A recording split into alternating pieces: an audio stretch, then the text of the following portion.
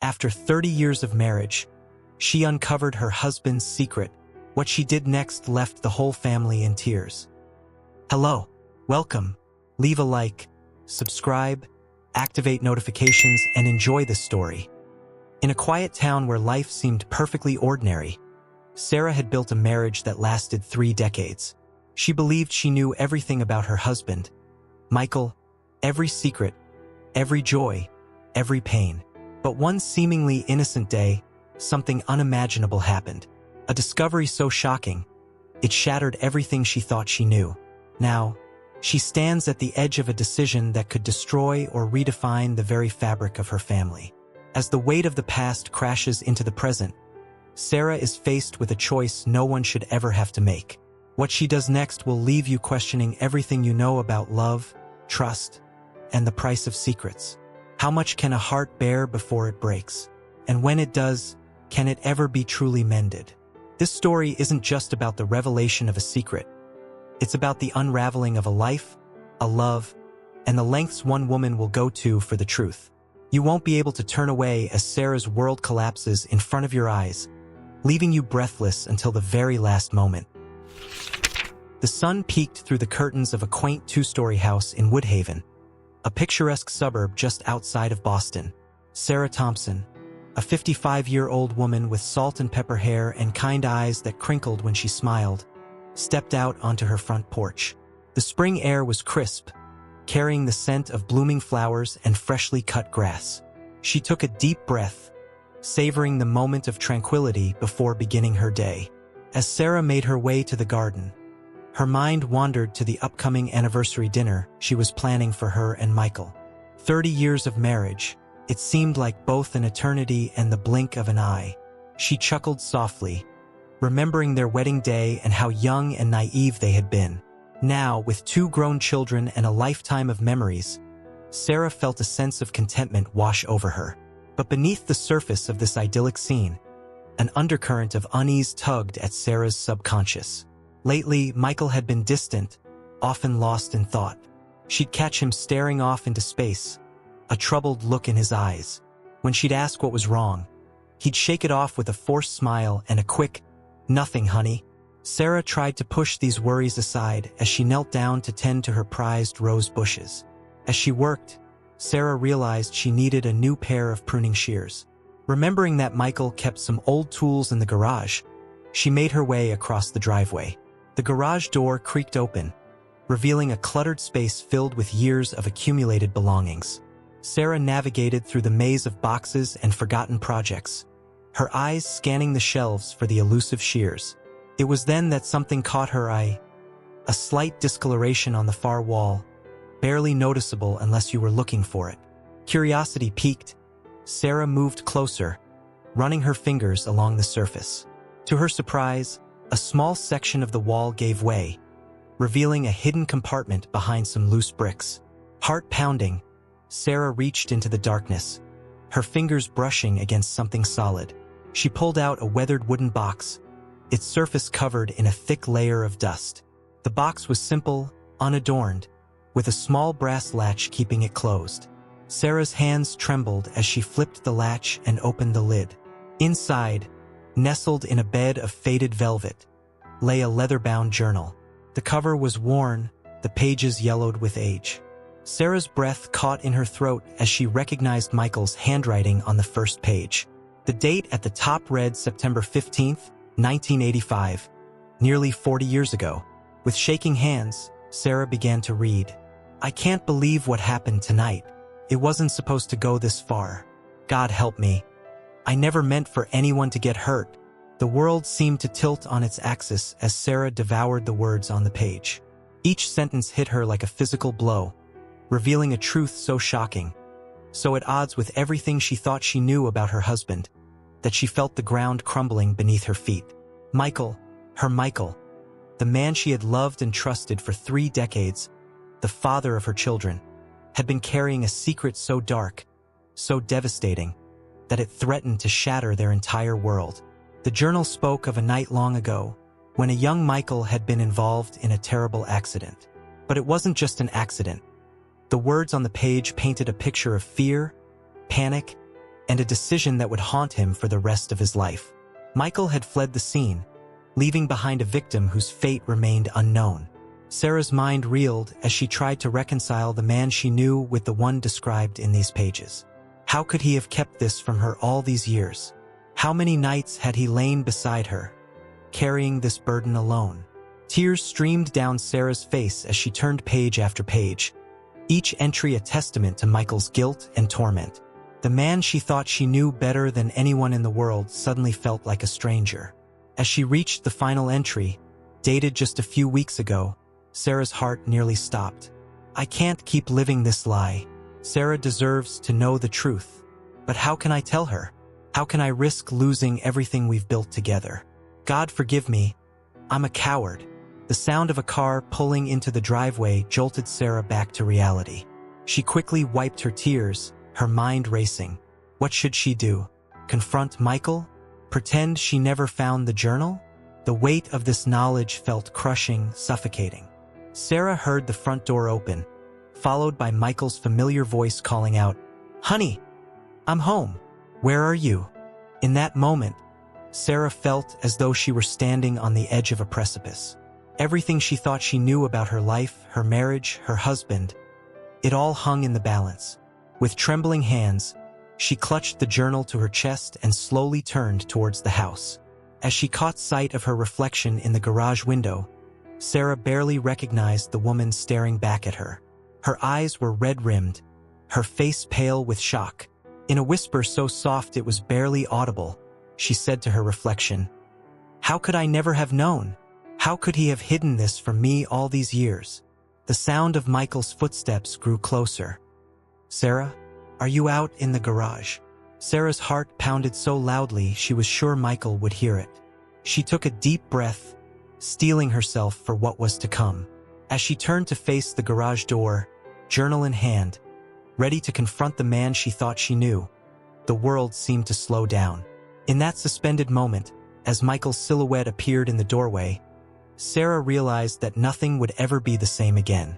The life they had built together, the memories they had shared, the love they had nurtured, it was all about to be put to the ultimate test.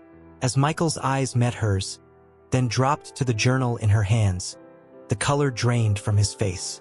In that silent exchange, 30 years of trust, love, and shared dreams hung in the balance. What would happen next? How would this revelation change their lives forever? As the tension in the garage reached its breaking point, the screen faded to black, leaving the audience on the edge of their seats, hearts racing, and minds reeling with questions about love, trust, and the power of long-buried secrets. The tension in the garage was palpable as Michael's eyes darted between Sarah's tear-stained face and the worn journal clutched in her trembling hands. For a moment, time seemed to stand still, the weight of 3 decades of secrets pressing down on them both. "Sarah," Michael began, his voice barely above a whisper. "I can explain, explain."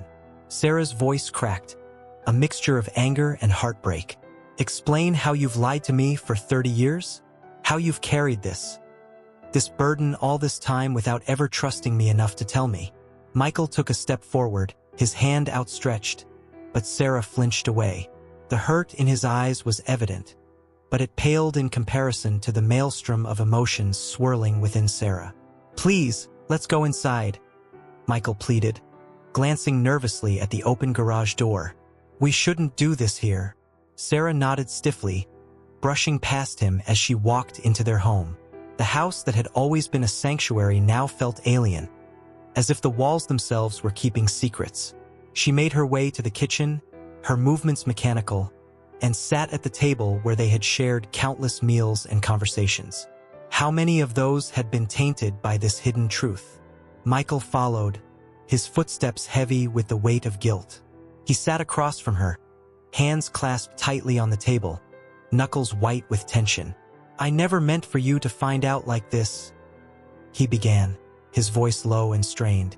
Sarah's laugh was bitter, devoid of humor. "How did you mean for me to find out, Michael? Were you ever going to tell me?" Michael's silence was damning. Sarah's grip on the journal tightened, her fingernails leaving crescents in the aged leather. Tell me everything, she demanded. No more lies, no more half-truths. I want to know exactly what happened that night. Michael took a deep breath, his eyes focused on a point just past Sarah's shoulder, as if he couldn't bear to meet her gaze. It was the summer of '85. I had just turned 21, and I thought I was invincible. As Michael's story unfolded, Sarah felt as though she were watching a movie of someone else's life. He spoke of a warm August night, a party by the lake, too much beer, and a fateful decision to drive home. The winding country roads, the blaring music, the deer that suddenly appeared in the headlights. I swerved, Michael's voice cracked. I didn't even see the other car until it was too late. There was a horrible screeching sound, then silence. I panicked, Sarah. I got out, saw the other car in the ditch. There was someone inside, not moving. I called out, but there was no response. Tears were flowing freely down Michael's face now, mirroring the silent streams on Sarah's cheeks. I should have stayed. I should have called for help. But I was so scared. I had my whole life ahead of me, and in that moment, all I could think about was how it would all be ruined. So I ran. I left them there, Sarah. I left someone hurt, maybe dying, and I ran away like a coward. The silence that followed was deafening. Sarah's mind was reeling, trying to reconcile the man she had loved for 30 years with this stranger before her. Did they? Sarah couldn't bring herself to finish the question. Michael nodded slowly. I found out later from the news. It was a man, mid-40s. He didn't make it. A choked sob escaped Sarah's throat. How could you, Michael? How could you live with this? How could you look me in the eye every day, knowing what you'd done? I told myself I would tell you someday. Michael's voice was pleading. But as time passed, it got harder. We fell in love, got married, had the kids. I convinced myself that telling you would only hurt you, hurt our family. But the guilt, it never went away. It's eaten at me every single day. Sarah stood abruptly, her chair scraping against the floor. She paced the kitchen, her mind a whirlwind of conflicting emotions. Anger at Michael's deception warred with a deep-seated love built over decades. Disgust at his actions that night battled with an instinctive desire to comfort him. Who else knows? She asked suddenly, turning to face him. Michael shook his head. No one. I've never told another soul.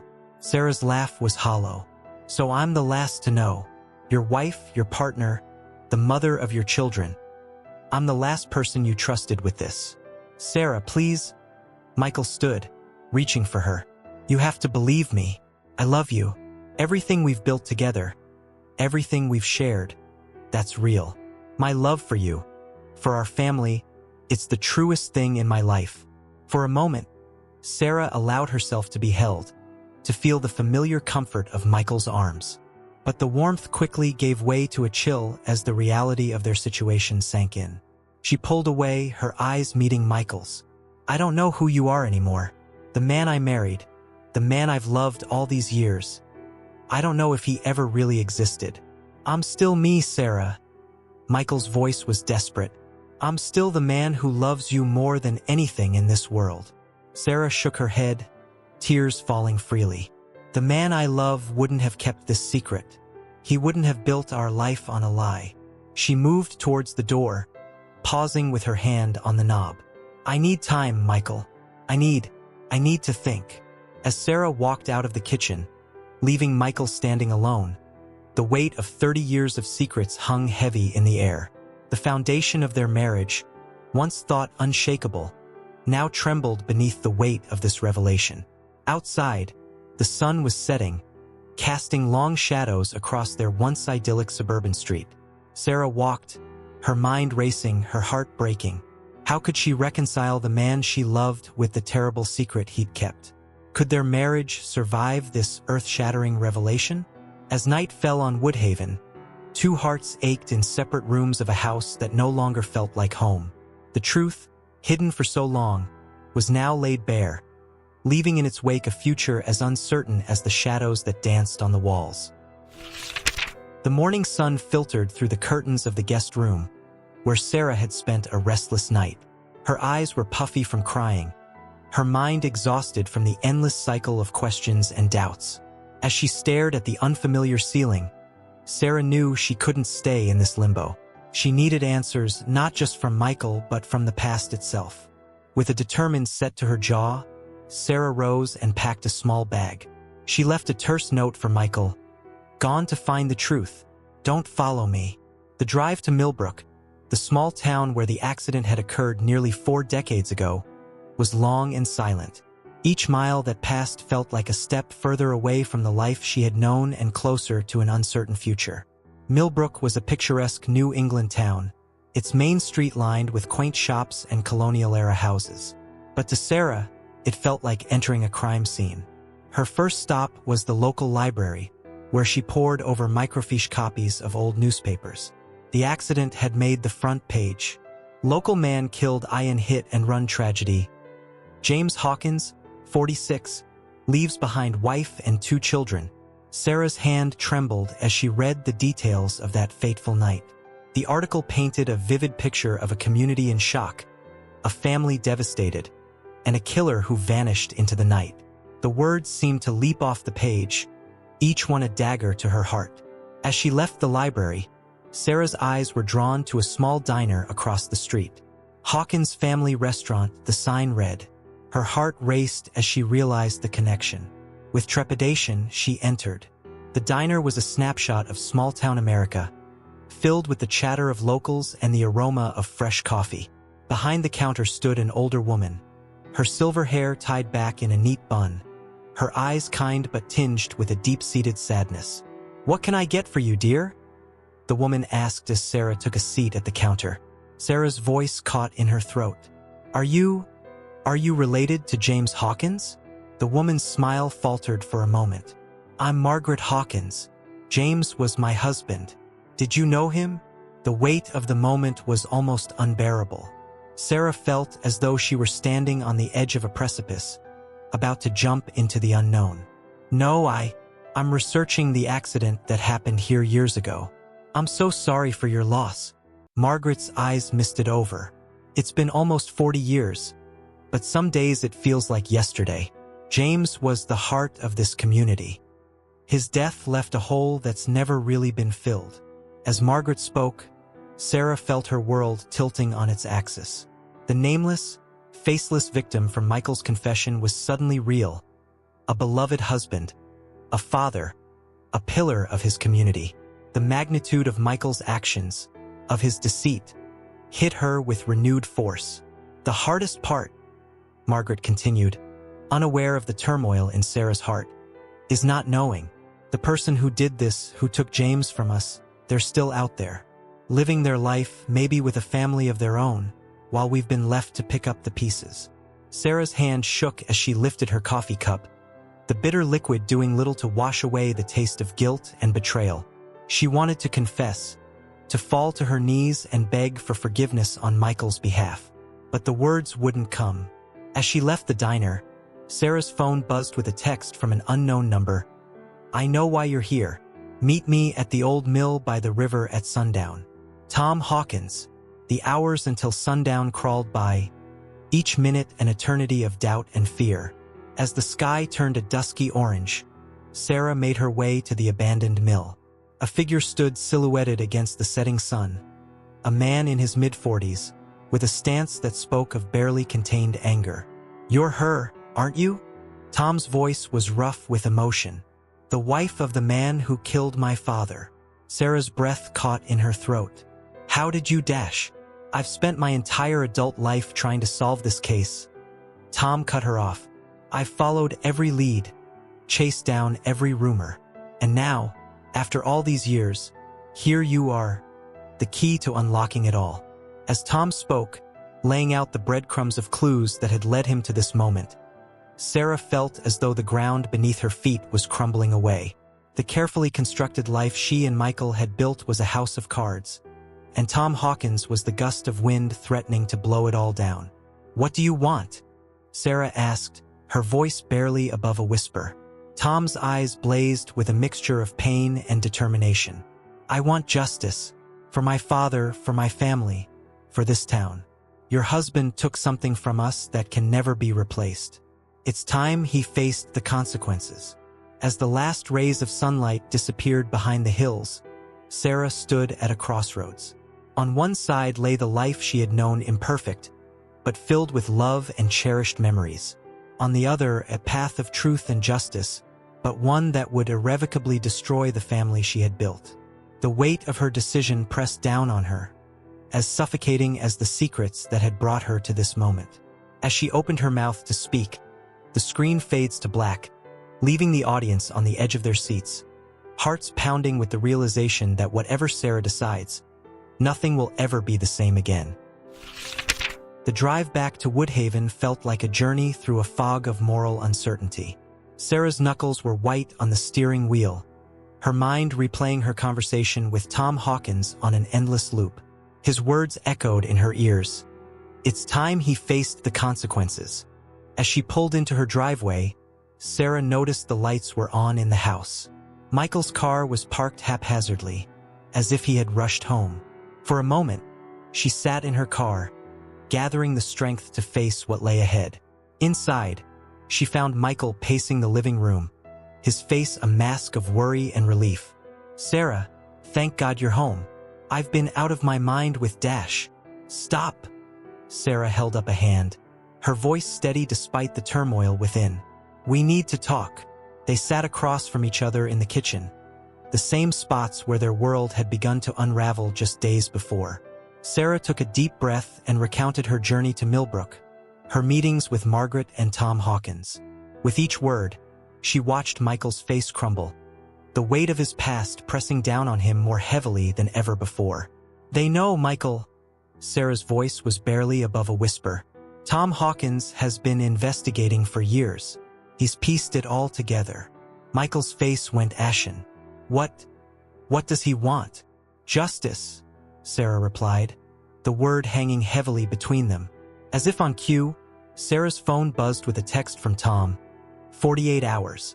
Then I go to the police with everything I know. The ultimatum lay before them like a ticking time bomb. Sarah watched as Michael buried his face in his hands, his shoulders shaking with silent sobs. For a moment, she felt an overwhelming urge to comfort him, to tell him everything would be all right. But the truth was, she didn't know if it ever would be again. What are we going to do? Michael's voice was small, broken. Sarah's mind raced through their options, each one seeming more impossible than the last. Turn Michael in and watch as their family was torn apart? Run away and live a life on the run, always looking over their shoulders? Or try to buy Tom's silence, knowing that the guilt would continue to eat away at them? As the weight of the decision pressed down on her, Sarah's phone rang. It was their daughter, Emily. Mom? Dad? Is everything okay? We've been trying to reach you for days. Sarah's heart clenched. Emily and her brother, Jason, were blissfully unaware of the storm raging in their parents' lives. How could she and Michael make a decision that would irrevocably alter their children's lives too? Everything's fine, sweetie, Sarah lied, her voice straining to sound normal. Your father and I have just been dealing with some things. We'll call you back soon. Okay? As she hung up, Sarah caught sight of a family photo on the refrigerator. It was from last Christmas. All four of them smiling, happy, unaware of the secret that had been lurking beneath the surface all along. The sight of it sent a fresh wave of pain through her heart. We have to tell the kids, Sarah said, turning back to Michael. Whatever we decide, they deserve to know the truth. Michael nodded slowly, the reality of their situation sinking in. And then what? Do I turn myself in? The question hung in the air between them. Sarah closed her eyes, trying to imagine a future where Michael was in prison, where their family was torn apart by this decades-old secret. But then she thought of the Hawkins family, of the justice they had been denied for so long. I don't know, Sarah admitted, her voice cracking. I don't know what the right thing to do is anymore. As they sat in silence, the weight of their impossible choice bearing down on them, Sarah's mind wandered to the life they had built together. The joy of their wedding day, the birth of their children, the countless small moments of love and laughter that had filled their 30 years together. Was she ready to let all of that go? But then she thought of James Hawkins, of the life he never got to live, of the family that had been left behind. Did they not deserve justice, no matter how delayed? The ticking of the kitchen clock seemed to grow louder with each passing second, a reminder of Tom's 48-hour deadline. Sarah and Michael sat across from each other, two people who had shared a life and a love, now united by an impossible decision that threatened to tear everything apart. As the night deepened around them, Sarah and Michael remained at the kitchen table, the specter of their choice looming over them. Whatever they decided, they knew that by this time tomorrow, their lives, and the lives of those they loved most would be changed forever. The chapter ends with a close-up of the family photo on the refrigerator, a stark reminder of everything that hangs in the balance. As the camera slowly pans out, we see Sarah and Michael, hand in hand, preparing to make a phone call that will set in motion events that can never be undone. The soft glow of dawn was just beginning to paint the sky when Sarah and Michael heard the crunch of tires on their driveway. They had been up all night, wrestling with their impossible choice, making tearful phone calls to their children, and trying to come to terms with the seismic shift about to rock their lives.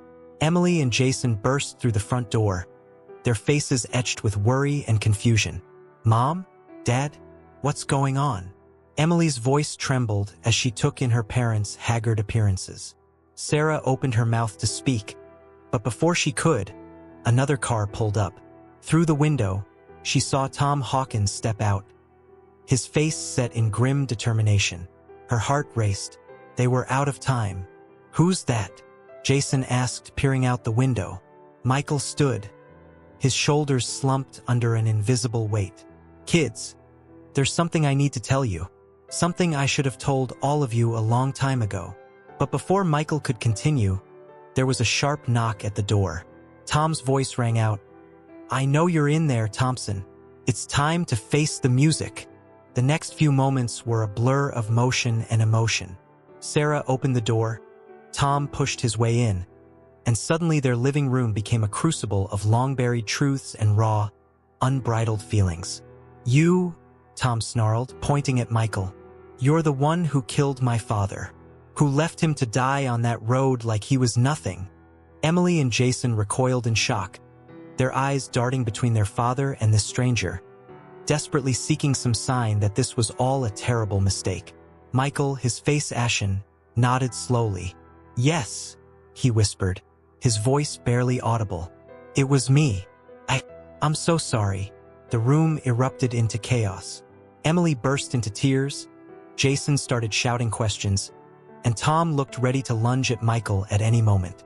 Sarah felt as though she were watching the scene unfold from outside her body, helpless to stop the implosion of her family. "How could you, Dad?" Jason's voice cracked with emotion. "How could you keep this from us? From Mom?" Michael's eyes brimmed with tears as he looked at his children. "I was a coward," he admitted. "I was young and scared, and I made a terrible mistake.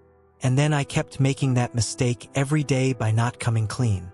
Tom's fists clenched at his sides. "A mistake? Is that what you call leaving a man to die?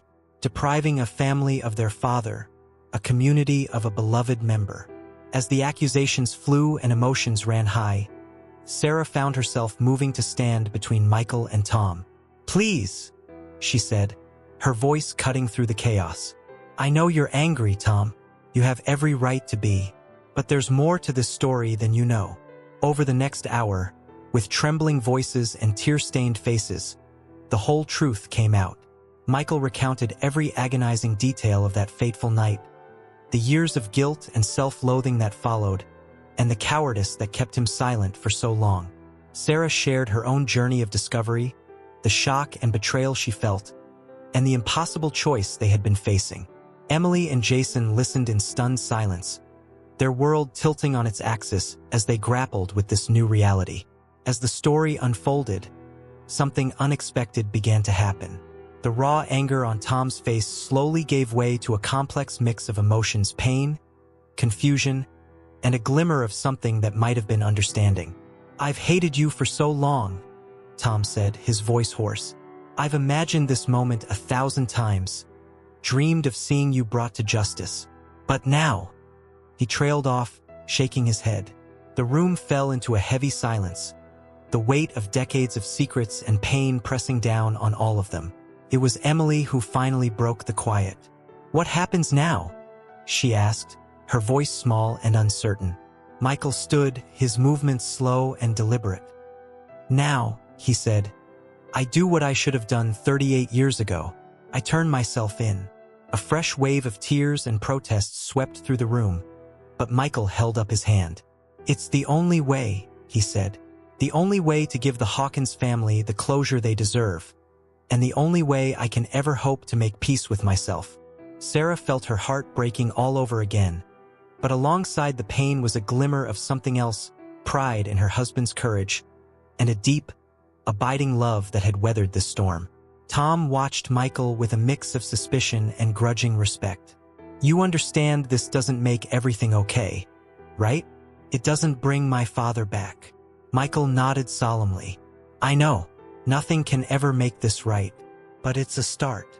As Michael prepared to leave for the police station, the family clung to each other. Their world forever changed, but their bonds unbroken. Sarah watched as her husband, the man she had loved for 3 decades, walked out the door to face the consequences of his past. The chapter ends with a poignant scene. Sarah, Emily, and Jason huddled together on the porch, watching Michael's car disappear down the street. Tom stands apart, his face a mask of conflicting emotions.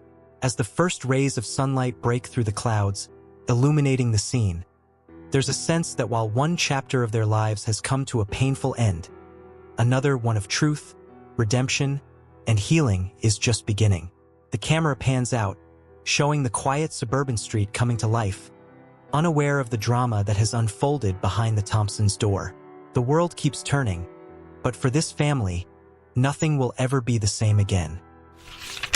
The Middlesex County Courthouse stood imposing against the gray October sky, its stone facade a silent witness to countless human dramas.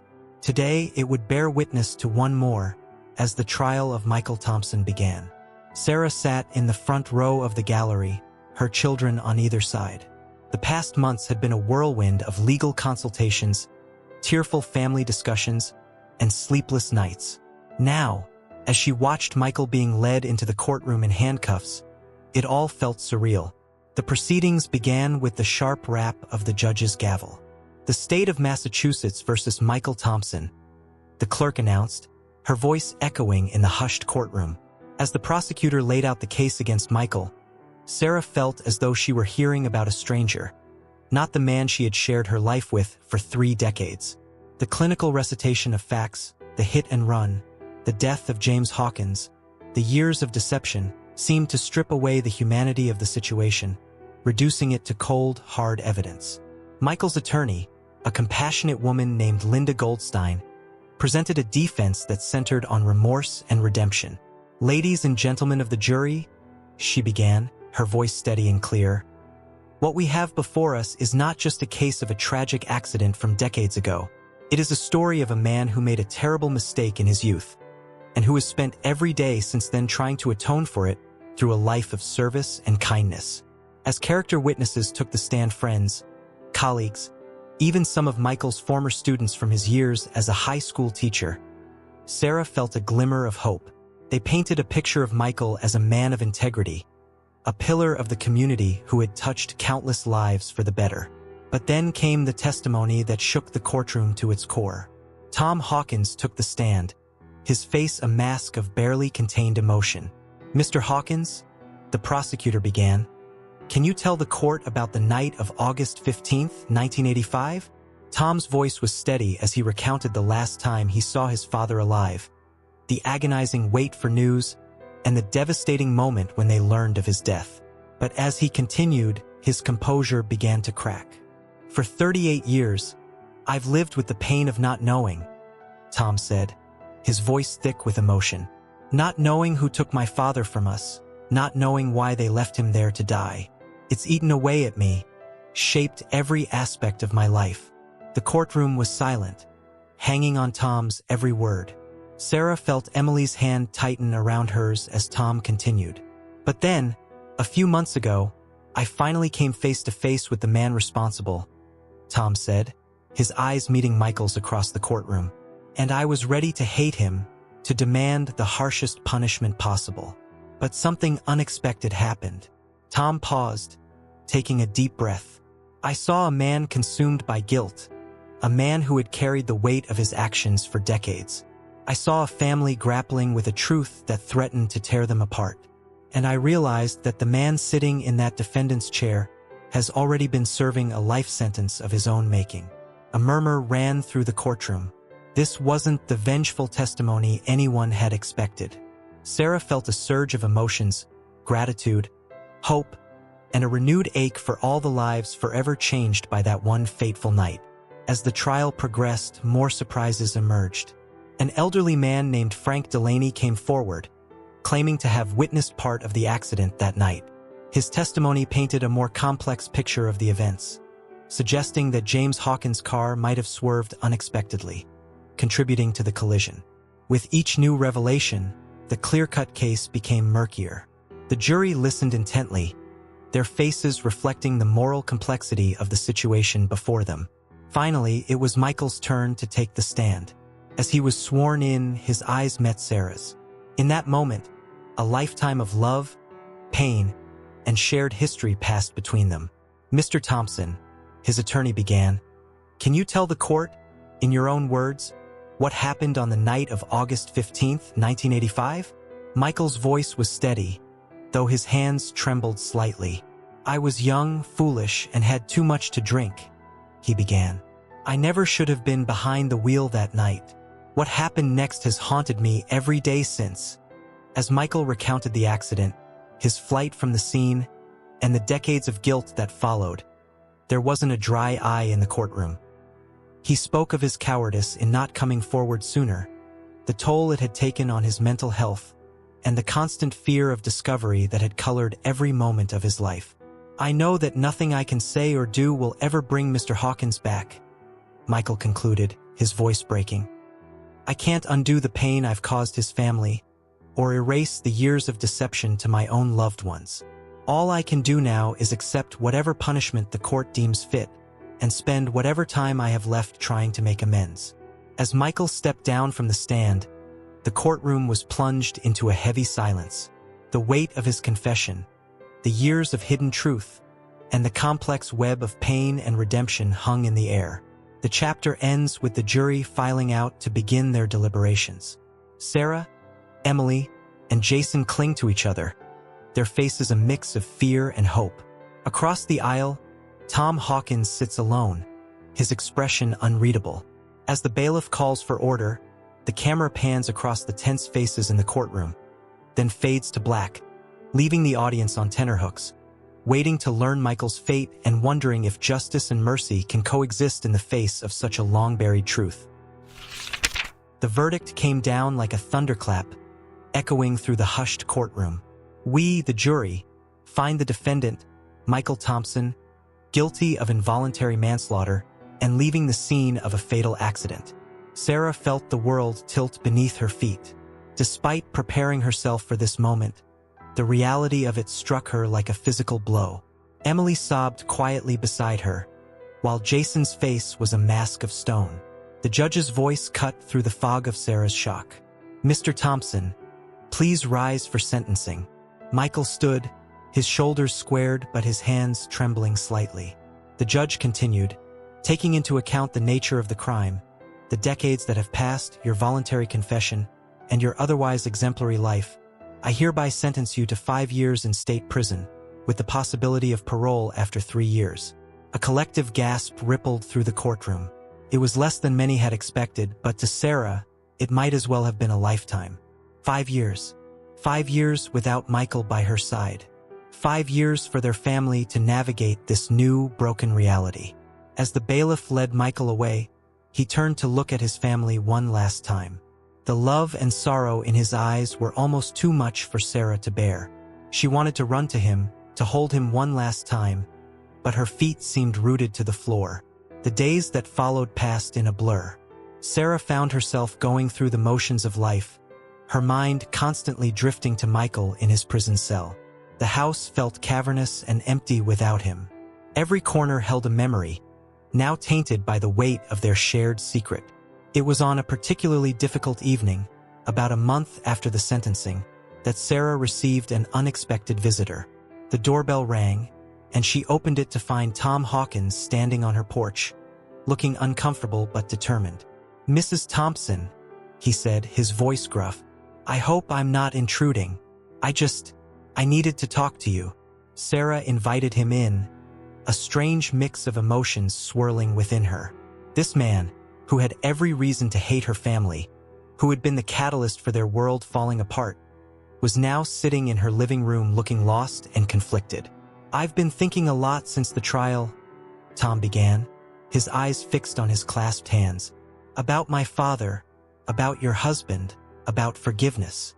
Sarah felt her breath catch in her throat. "Tom, He held up a hand, stopping her. "Please let me finish. I've carried the pain of my father's death for so long. It's defined me, shaped every decision I've made. But seeing your family in that courtroom, watching the toll this has taken on all of you, it made me realize something." Tom finally looked up, meeting Sarah's gaze. "Holding on to this anger, this need for vengeance, it's not what my father would have wanted. It's not bringing him back. It's just causing more pain." Tears welled up in Sarah's eyes as Tom continued. "I can't say I forgive Michael, not yet, but I'm trying to understand. And I wanted you to know that I don't blame you or your children for any of this." As Tom spoke, Sarah felt a weight she hadn't even realized she was carrying begin to lift.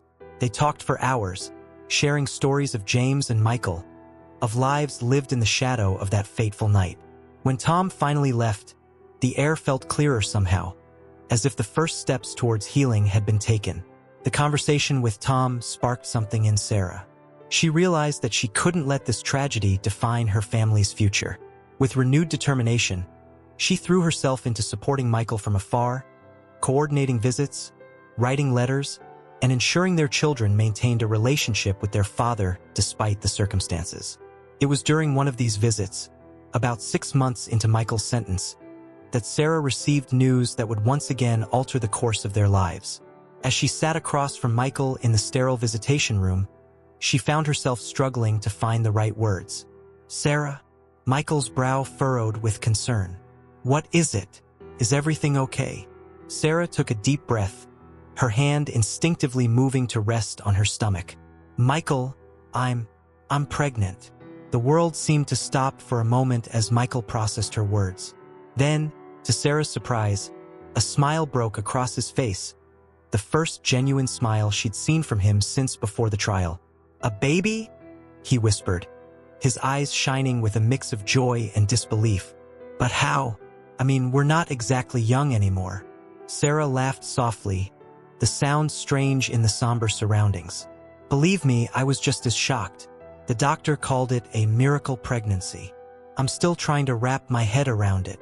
As the initial shock wore off, the reality of their situation set in. Michael's face fell slightly. "Sarah, I won't be there. For the pregnancy, the birth." Sarah reached across the table, taking his hand in hers. "We'll figure it out. This baby, it's a new beginning, Michael. A chance to start fresh, to do things right from the very beginning." As their visit came to an end, Sarah felt a glimmer of hope that had been absent for so long. This unexpected life growing inside her represented possibility, renewal, and the promise of redemption. The chapter ends with Sarah leaving the prison, her hand resting protectively over her stomach. As she walks to her car, the camera pans up to show the prison looming behind her, a stark reminder of the challenges ahead. But there's a new lightness in Sarah's step, a determination in her eyes. The road ahead would be difficult, but for the first time in months, she felt ready to face whatever came next. The scene fades to black as Sarah drives away, leaving the audience to contemplate the complexities of guilt, forgiveness, and the unexpected ways life can offer second chances.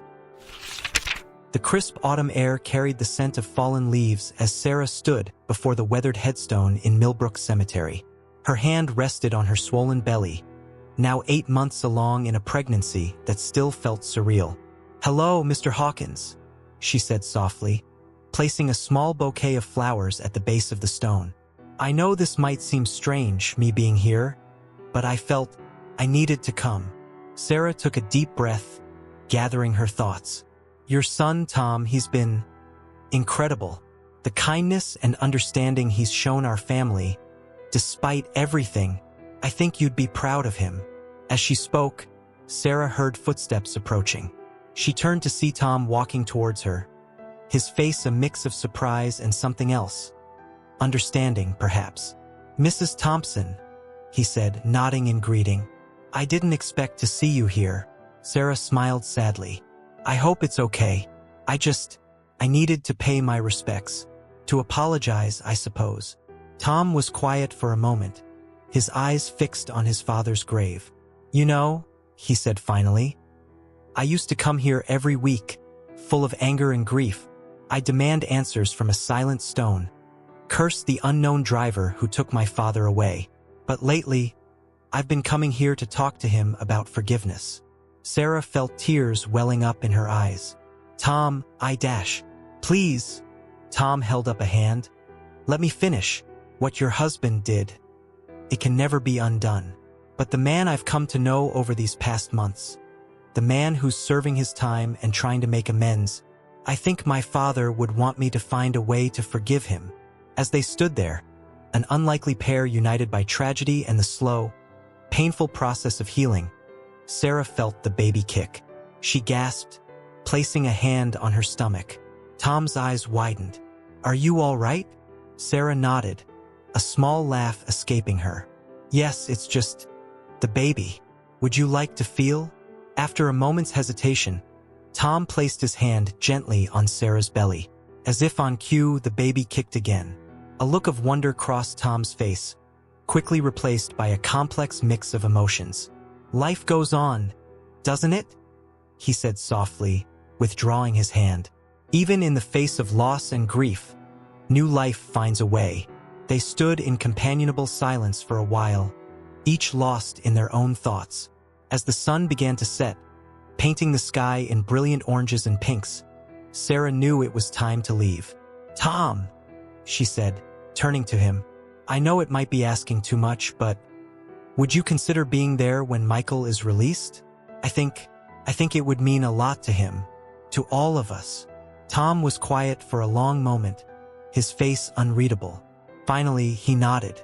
I'll think about it. I can't promise anything, but I'll think about it. As Sarah drove back to Woodhaven, she felt a sense of peace she hadn't experienced in months.